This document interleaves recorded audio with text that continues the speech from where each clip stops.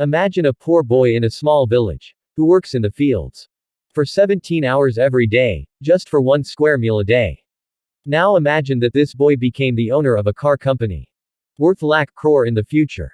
This is the story of the founder of Hyundai, Chung Ju-Yung.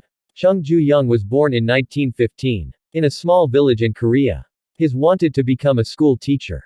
But his family was so poor that he couldn't study much. As a child, he had to work in the fields with his family. But after working so hard, sometimes they couldn't even feed each other. Forget about proper clothes and medical care. Chung had to go to a nearby city to sell wood. There he saw that people had enough food and clothes without toiling in the field whole day. Seeing all that made him really sad and frustrated. He wanted a better life for himself. One day, he read in the newspaper that a big construction site in a city nearby needs laborers. This news motivated him to do something. In 1932, at the age of 16, Chung made a surprising decision. He was going to run away to the city.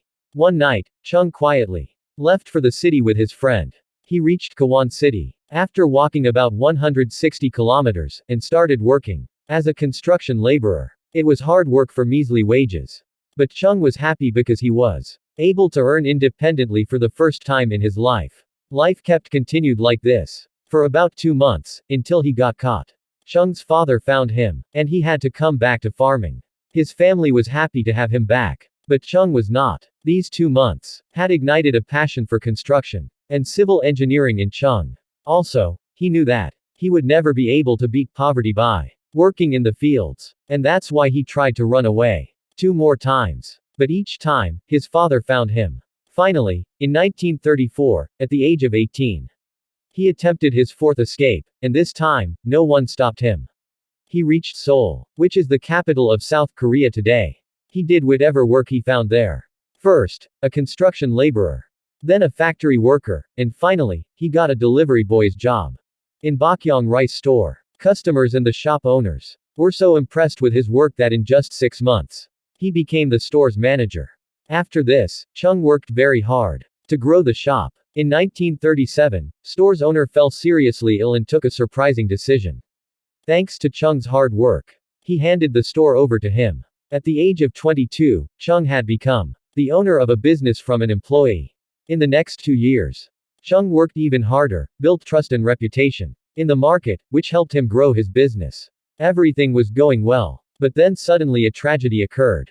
It was World War II era. And Japan ruled Korea. Japan wanted sufficient rice supply for their army during the war, and it overtook all the rice shops in Korea, including Chung's rice shop. All of his hard work was destroyed at once. Chung was very sad, but he didn't give up. If I put my heart and soul sincerely into whatever work I am doing, I will surely succeed. With this thought, he started looking for a business that the Japanese government couldn't control. Soon, he started focusing on the car repair business. In 1940, he took a loan of 3,000 won and opened an auto service garage. But this time, he was so unfortunate that the garage burnt down just after a month of opening and everything was burnt to ashes. Chung's situation was very difficult. He had to pay his loan and compensate his customers for the loss. A normal person could easily give up in such a situation. But like always, Chung faced a problem head first. He took another loan of 3,500 won and built an even better garage. Chung realized that the biggest problem for the customers was the long time period it took to get their cars repaired. That's why he made speed his main focus. Where his competitors took 20 days for a certain repairs, Chung's garage would do them in 5 days. His garage was so successful that in the next 3 years, i.e. till 1943, his workforce grew up to 80 employees. By this time, Chung had repaid all of loan and settled his family in Seoul. Business was growing rapidly. But then another disaster struck. Japan needed to make war-related equipment for World War II. So, Japan took his garage's ownership and merged it with a local steel plant. Once again, his business was taken away from him. Chung had come back to square one. He was forced to return to his village with his family. But this time, he had 50,000 won saved. And he was confident that he would establish another business. With the end of World War II, Japan's rule in Korea also ended. Northern areas of Korea had Soviet Union's influence and America's in the southern area. Both of them fought the war against Japan in World War II. That's why Korea was divided between North and South Korea. Chung came back to Seoul in 1946 and restarted his car repair business. Business was old, but this time, the name was new.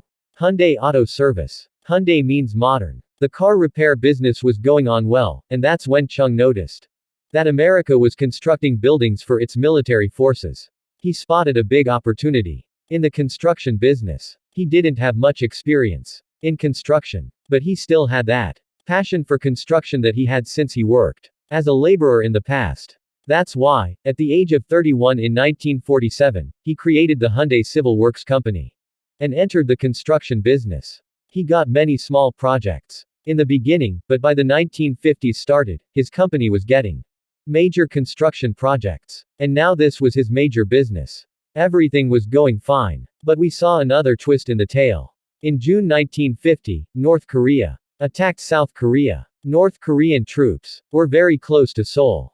That's why Chung had to escape to Busan with all of his savings. But even after such a big crisis, Chung didn't give up. At that time, US Army was fighting North Korean Army along with South Korea. And they needed tents, warehouses, and army headquarters. Chung observed that Americans had no shortage of money. They just wanted reliable and timely delivery. And Chung gave it to them. He started with a small team and adopted the can-do motto. If the price is right, they would any construction project. A war was underway and he had to face many problems and many losses. But once he gave his word, he never left any project in the middle. Due to this reliability, he developed strong relationship with Americans. The war ended in 1952, but Chung continued getting contracts from America. Later, in order to rebuild the country, South Korean government began building bridges, dams, and roads rapidly. Hyundai played a major role in all this and had exponential growth in the business. South Korea's biggest dam, Soyeong Dam, and the most important expressway, Gyeongbu Expressway, was made by Hyundai. In 1960s, Chung had reached his early 50s and owned a successful construction company owner. But he wasn't satisfied with this.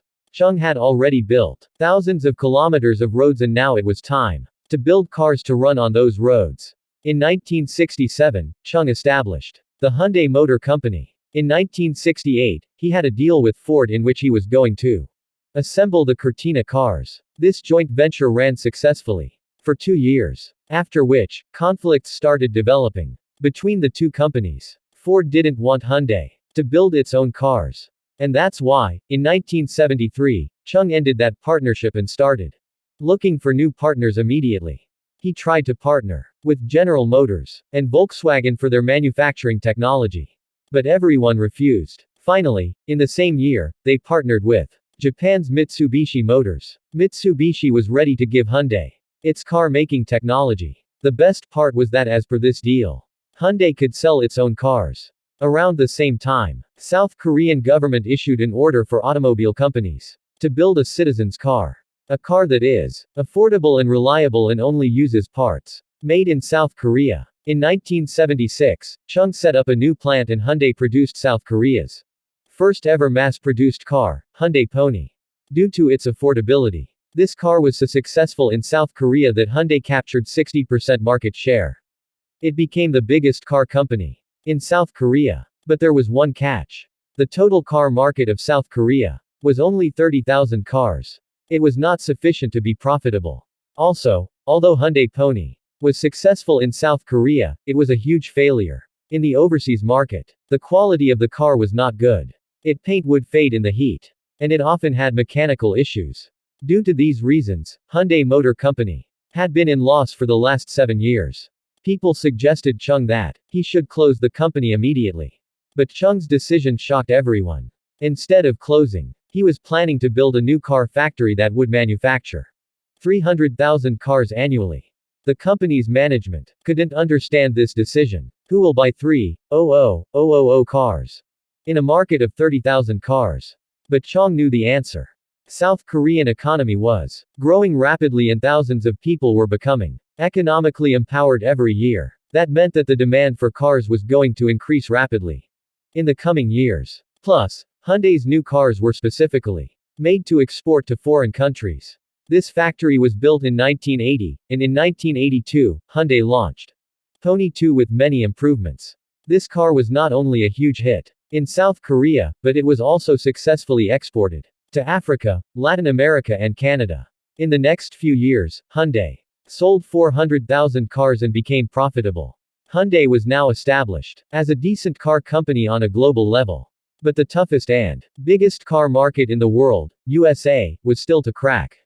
Internationally, it was important to be successful in the USA to become a major car company. From a decent car company, when Hyundai studied the US market, it realized that Japan had captured the compact car segment. And there's already cutthroat competition in mid and large-sized American car market. That's why Hyundai targeted the subcompact car market, where the competition was virtually zero. Also, Hyundai saw that there's a huge second-hand car market in the USA. They offered their new Hyundai Excel at the price of a second-hand car. That too with a 5-year warranty.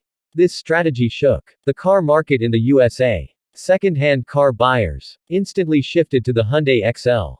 In 1986, Hyundai sold about 170,000 XLs in the USA. In 1987, they sold about 260,000 cars. In these years, Hyundai XL became the top-selling imported car in the USA. Until then, no other car company had seen such an initial success in the US market. And with that, Hyundai was established as a major car company on a global level. That year, at the age of 72, Chung retired from Hyundai and became the honorary chairman. After which, his brothers and sons managed the company and head the company with the same type of determination. Today, Hyundai is the world's third biggest car company. In just 2022, they sold about 40 million cars. Even though, globally, Hyundai is known for its car business. But very few people know that there are 42 companies in the Hyundai Group. For example, Hyundai Elevator, Hyundai Information Technology, and Hyundai Heavy Industries, biggest shipbuilding company in the world. And because of Hyundai, South Korea has raced ahead of Japan to become the world's biggest shipbuilding country. For South Korea, Hyundai is not an ordinary company. Hyundai is an institution that rebuilt the country, created thousands of jobs, and won global recognition to South Korea. And all this was started by a village boy who didn't even have basic facilities like food, education, healthcare. But he had immense passion, vision, and most importantly, a desire for better. If you want to know how a plane crashed due to the wrong push of a button, click on this video.